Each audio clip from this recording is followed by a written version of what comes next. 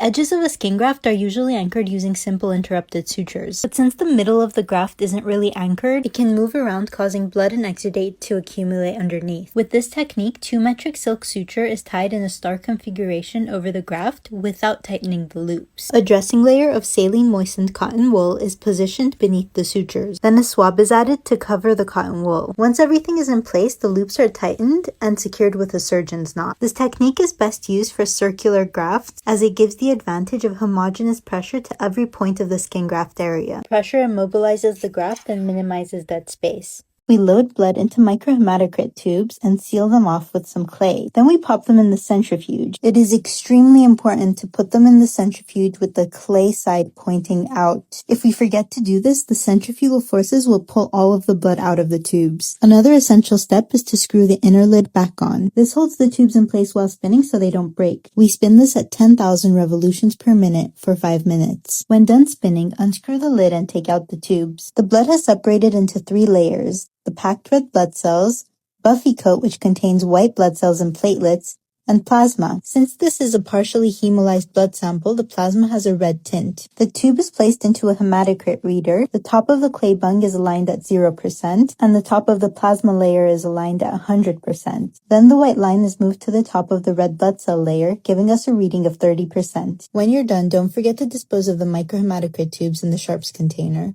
We all know how extremely dangerous it is to recap needles, so much so that this practice is now banned in many hospitals. But why is no one talking about the horror stories that result from uncapping needles? If you grab and pull the cap like this, your arms may rebound, resulting in the needle going into your hand and potentially giving you a nasty disease. This issue also arises when you go to remove the needle from the syringe and accidentally end up removing the cap. One safe way of uncapping needles and unneedling syringes is the one-handed method, where you hold the syringe in your dominant hand and use your thumb to pop the cap or needle, then just let them fall off. Or you can choose to be demure and use this handy-dandy multi-tool by placing this junction in the designated slot and using leverage to remove the cap or entire needle. To recap needles, place the cap on any surface and scoop it up with the needle. Or place the cap in the second smallest hole of your fancy multi-tool and put it over the needle while maintaining a safe distance. You can find this tool in the Vet Ventures Amazon storefront. It only costs $10, has multiple other functions, and can save your life 1,000 times. You have to place IV catheters single-handedly because your other hand is too busy stabilizing the vein. To do this, hold the hub of the needle between your thumb and middle finger. These are called your driving fingers. Let your index finger hover over the top of the catheter. You'll need it later to advance the catheter over the stylet once you're in the vein. This must be done very slowly and smoothly, while keeping the driving fingers parked to avoid displacing the catheter back out of the vein, or even worse, going straight through and blowing the vein. You can practice developing the fine motor skills required for IV catheter advancement using a pen cap, holding the pen like a catheter between your thumb and middle finger, and advancing the cap slowly with your index finger. Once you feel comfortable doing this, start practicing with an actual catheter, then practice advancing it into a tube held over a balloon. If the balloon pops, it means you're not good enough and blew the vein. Go back to practicing with the pen to continue building the fine motor skills and muscle memory. Once you can do it without popping the balloon, use code VETVentures to get 10% off these Suture Buddy IV pads to practice on something that feels more realistic, slowly working your way up to doing it on a real-life patient, but only once you've mastered the fine motor skills to advance the catheter without blowing the vein. There's a catastrophic laceration.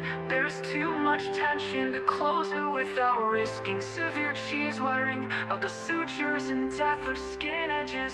To our smart detention, we carve a V underneath the wound and undermine it to produce a skin flap that can be advanced over the defect, allowing it to be stitched up free of tension. It's just imperative not to form a sad flap, as blood supply to the tip will be compromised.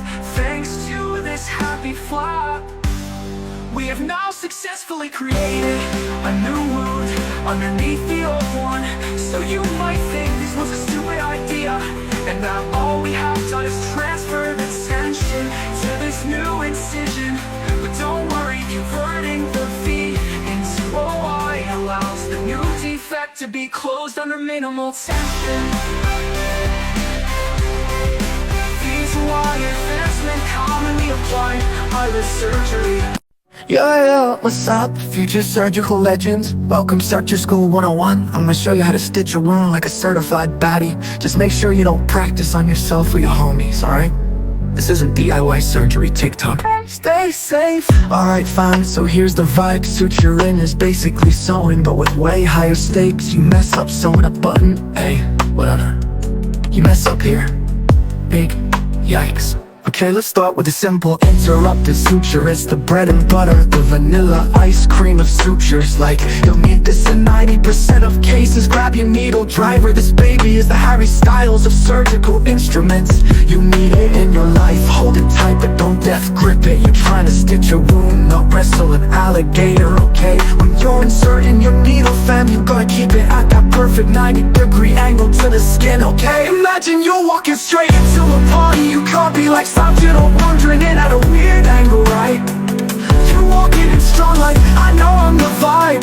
That's how the needle should go in and come out 90 degrees sharp, direct, no detours. Respect the skin, boom! Now pull that bad boy from following its curves. Don't yank it straight out like you're unplugging your phone charger. Alright, now the knot is where we go from. Yeah, I consult a master surgeon, cause we're doing a surgeon's knot. Do fidgeters become better surgeons? Although originally designed as simple stress-relieving devices, you can inadvertently enhance fine finger dexterity by regular use, as it has shown to improve muscle tone and finger coordination. Alternatively, you can try mastering the pen spinning trick, which started off as a pastime among bored students. Experienced pen spinning practitioners use their fingers to manipulate a pen, flipping and spinning it with impressive control, demonstrating advanced finger coordination and concentration. The thumb opposition technique, on the other hand, uses putty to repeatedly engage the thumb and alternately touch each fingertip. This also has the advantage of improving finger strength and flexibility, allowing better precision and fluidity during surgery. Finger flexibility can also be improved through finger lifts, where you start by laying your palm flat on the table, then starting with your thumb, gently lift each finger slowly off the table one at a time. This can be quite a challenge, as your fingers will probably want to move together. Popular phone apps like Finger Twister and Fruit Ninja can enhance fine motor skills and hand-eye coordination in an entertaining way, so are definitely worth a try.